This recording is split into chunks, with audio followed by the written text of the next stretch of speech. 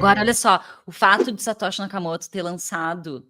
A gente fala lançado, fica meio confuso, né? A gente estava comentando isso antes de começar a gravação do podcast, que lançamento parece estar lançando uma empresa, né? Anunciando um produto, lançando alguma coisa. Não é isso. Foi uma publicação, né? O mais correto é falar que foi publicado o white paper, né? Foi publicada a ideia do Bitcoin.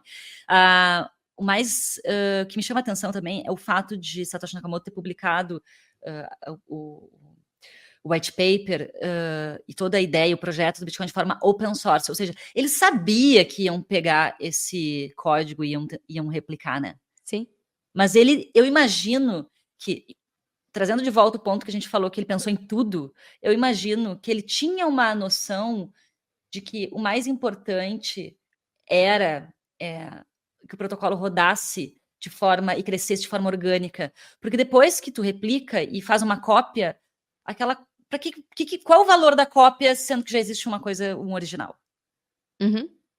Né? Eu acho que no fim das contas, a única coisa boa que teve nessa história toda, pelo fato de ser um projeto open source e outras pessoas replicarem, foi quase como um laboratório, assim. Eu acho que no sentido de laboratório foi interessante.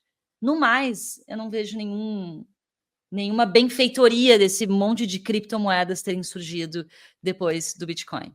Eu acho talvez isso tenha agora, nesse momento, vai deixar o Bitcoin ainda mais forte, porque as pessoas vão perceber que, tipo, tá, não adiantou nada criar esse monte de tralha aqui, realmente o Bitcoin é o único que tem fundamentos sólidos, que tem valor e que tem, né, a sua adoção orgânica e que, de fato, vale a pena comprar enfim, tem todas as propriedades. Eu acho que esse é outro ponto interessante disso tudo. Eu acho que foi justamente a consciência do que é a descentralização. Porque antes do Bitcoin não existia nada de fato descentralizado. Né? A internet, talvez nos seus primórdios lá, que cada pessoa tinha os seus dados no seu computador, talvez. Mas aí se começou a ter servidores de Google e grandes empresas, já está tudo centralizado nesses big players. Totalmente. Então, o Bitcoin a inovação é justamente a descentralização, mas a gente não sabia exatamente o que significava a descentralização. E como fazer isso, né? E talvez a gente não vá saber como fazer de novo um dinheiro descentralizado. Por isso que Bitcoin é irreplicável. Porque ele foi criado num momento específico em que ele cresceu organicamente. Todo mundo que tenta replicar acaba tendo centralização, porque acaba se tornando uma empresa. E também não tem o mesmo efeito de rede.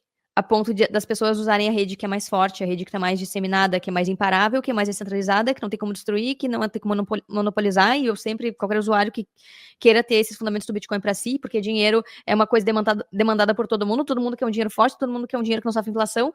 Junta esse efeito de rede, junta com a descentralização. Eu vou para Bitcoin, por que eu vou ir para outra coisa que está centralizada na mão de uma pessoa que pode mudar numa canetada, apertar de um botão? Eu não. Eu vou para Bitcoin. E é por isso que a tendência é Bitcoin crescer e sempre foi, e cripto no fim foi só ruído, foi só para mostrar o que não fazer. E na verdade é o caminho Fiat, é como os bancos centrais, é por onde os bancos centrais vão ir e é por onde as empresas vão ir. E tokenização por si só não é o problema. Vão ter tokens no Bitcoin, na Lightning, como já tem. O problema é justamente essa falsa narrativa de que são descentralizados quando não são. E essa consciência do que é descentralização e o que não é, Bitcoin trouxe, e criptos, pelo simples fato de existirem, acabaram demonstrando o quanto não são descentralizadas. O quanto, na verdade, é pump and dump, é narrativa, é VC querendo fazer grana num sistema financeiro econômico de juros reais negativos, eles precisam fazer grana a qualquer custo para entregar para os gestores, para os seus investidores, para os seus clientes, algum jurinho, porque no fim das contas o Tesouro americano, o Tesouro brasileiro não está ganhando da inflação, eles precisam ganhar a qualquer custo, então uma quebra dos valores das pessoas, né? E como o Fiat quebrou tudo isso e se infiltrou através de cripto para de novo competir com o Bitcoin. Então, o Bitcoin vai ter sempre um chefão ali, sabe? Uma fase de chefões. Então, para mim, até 2022 foi cripto, ali com a falência da FTX, esse chefão foi derrotado. Para mim, agora, o próximo chefão são grandes gestoras, tipo BlackRock, querendo agora se infiltrar e custodiar e dizer que eles são bons e seguros, e MicroStrategy querendo ser um banco de Bitcoin. Então, até que ponto isso não vai se voltar contra os interesses do Bitcoin? Não sei, por enquanto tá indo, né?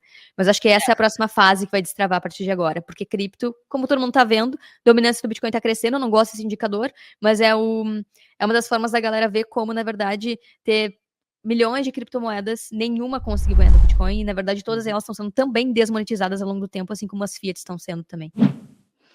Com certeza, Carol. E conselho para todo mundo que está chegando agora no mercado, que quer aprender sobre Bitcoin, quer realmente entender Bitcoin, você precisa entender o que significa descentralização.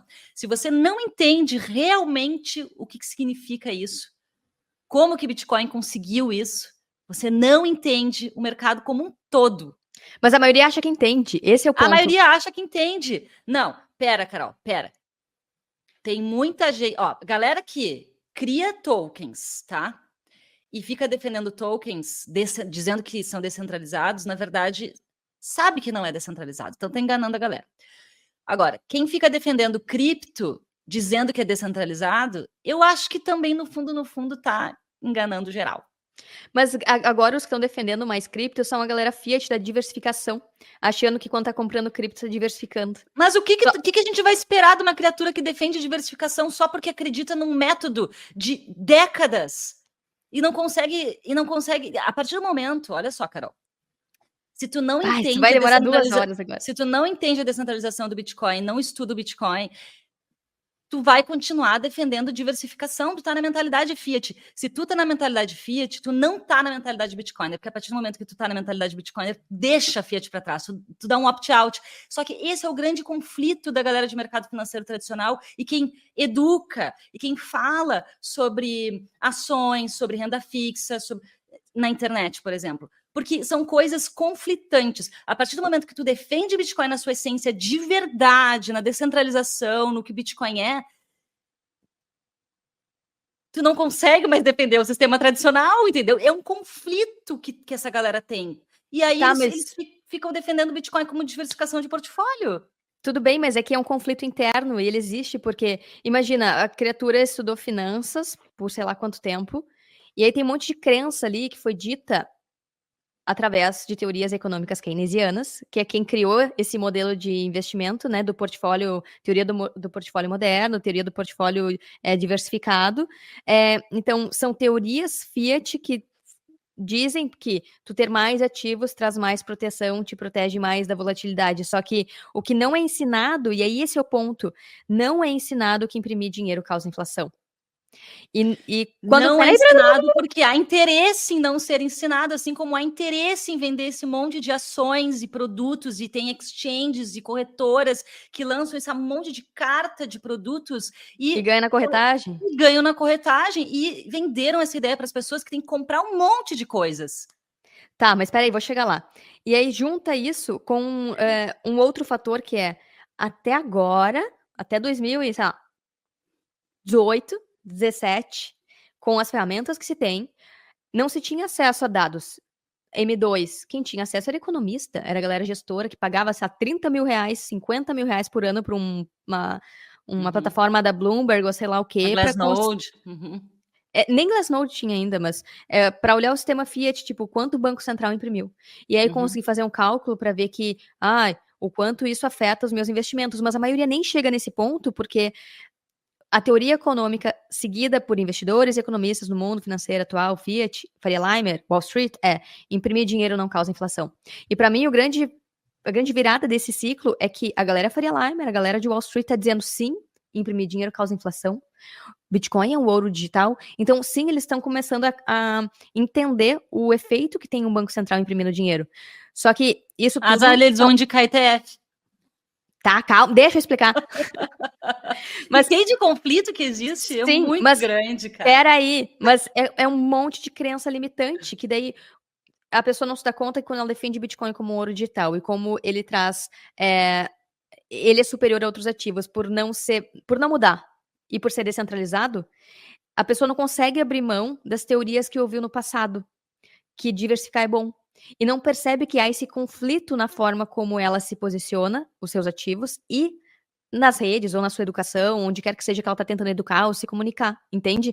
A pessoa não percebe esse conflito de ideologias e conflito de visões de mundo. E aí começa a passar e aí começa a passar visões conflitantes, que é, eu diversifico com Bitcoin, eu tenho Bitcoin, mas eu também tenho renda fixa e blá, blá, blá, blá. Não tá percebendo que, na verdade, é renda fixa, a não ser que fosse reserva de emergência, ou as ações brasileiras, elas estão sempre sendo diluídas pela impressora do Banco Central.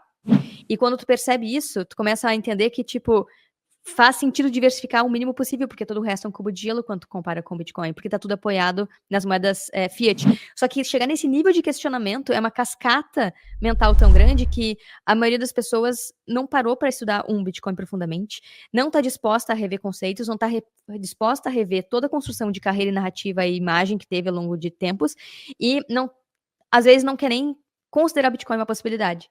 Então, é tanta crença limitante que tem que ser revisada que eu não acho que seja assim, ai, mau caráter ou algo nesse sentido, mas é tipo, existe um trabalho mental tão direcionado que a maioria das pessoas demora muito para chegar nesse ponto. Muitos já chegaram, a maioria vai chegar, mas em tempos muito diferentes e distantes. Enquanto isso, a gente vai ver essa